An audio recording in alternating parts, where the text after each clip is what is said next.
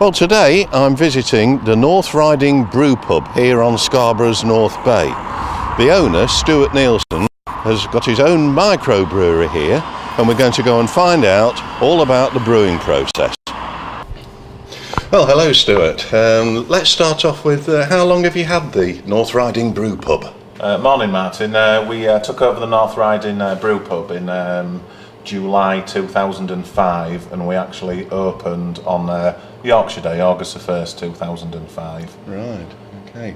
And you've got your own microbrewery downstairs in the cellar, of course. And how did you get the idea to start brewing your own beer?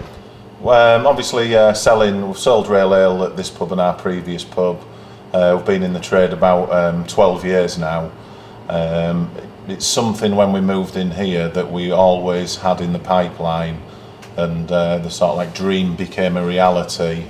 We managed to buy second-hand just a small 2-barrel plant in the summer of 2010, and I thought it'd be as simple as just putting it in downstairs and getting a bit of electrics and plumbing done, and you know, one thing leads to another, and we actually did our first brew.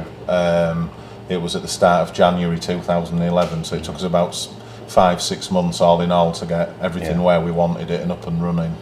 And I think we've done 100 brew number 180's on now. 180, so, wow. Yeah, so we're actually brewing P-Zone Light today, so just trying to do a 3.6 to 3.8 version of the P-Zone Pale Ale. Right. Perhaps you could talk us through the actual brewing process from sort of how you start all the way through. Yeah, well, obviously the first thing you need is hot water.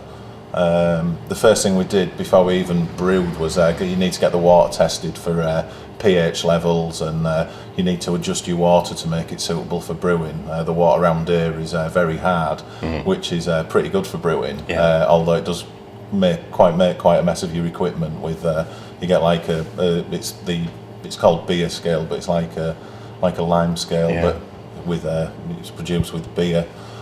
So what you do is you put your water into your mash tun, and then you add the malted barley. Today's barley we've used is pale ale malt and Munich malt and a touch of wheat malt, and basically you let that steep in the hot water at a certain temperature, and then what you're doing is extracting the sugars. You then run the what is then wort into your kettle, and then you sparge hot water over the grain to release the last bits of colour and sugars out of the grain. And as you're doing that, you're filling your kettle up with your wort, and then you bring your kettle up to boil. It's then that you put your first hop additions in, and they're known as your bittering hops.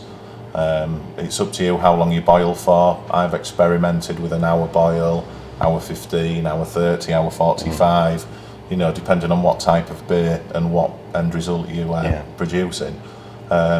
Just towards the end, you put your aroma hops in, also some kettle finings, and then you turn it off. I leave mine from anything between 20 minutes to 30 minutes to then sit, and the hops sink to the bottom and act as a filter in the bottom of the kettle. You then run it through your heat exchanger into your fermenter. I do mine at about 22 degrees, which is just about perfect for the yeast what I use. And then bingo, the magic happens. Tom's got a black IPA in, 5.5%. Dick, the middle one, has got Digger's Sesquicentennial Special, which is to celebrate 150 years of Yorkshire Cricket Club. And Darry is going to get today's brew, the P-Zone Light, which is due to get transferred in about 10-15 minutes. It's when you flow the beer into the tank, that's when the yeast goes in as well. Yeah.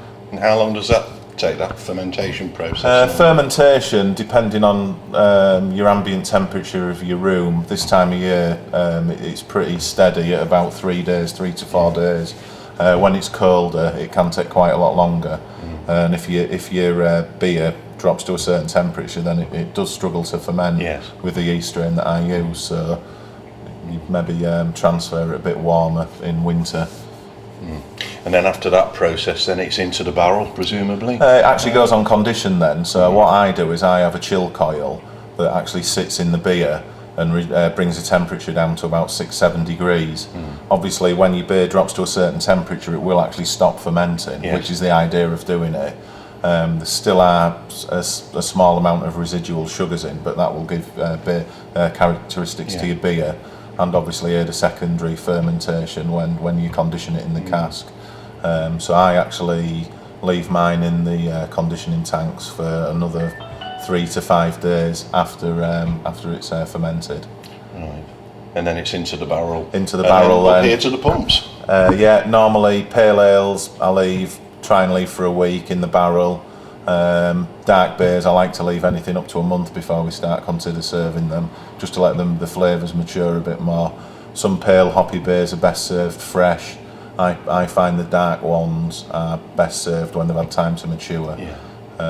I've experimented with different brews of mine where we've actually left them 2, 3, 4 months, and they really have just got better and better. Right. So all we've got to do now is to sample some of this beer. Absolutely, yeah. And I'm sure our cameraman will agree with that. Anyway, thank you for sparing the time. Cheers, Martin. And we wish you every success. Yeah, thank you, and you.